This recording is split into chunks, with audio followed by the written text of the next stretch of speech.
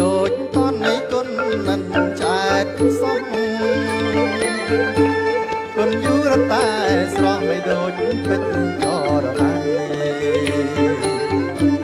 មាអើយមាសុខមិនមែនកាយបងសូមចាប់ដៃស្រីបានឬទេបើកាន់ដៃអូនកុំកាន់ខ្លាំងពេកប្រចាត់អូនស្រែកឲ្យបងខ្មាស់គេ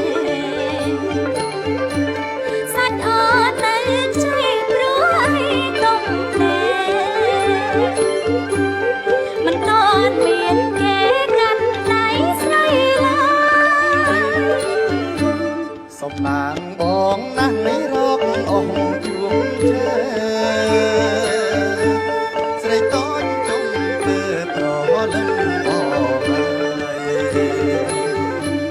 បងសូមកាន់ដៃស្រីរហូតហើយ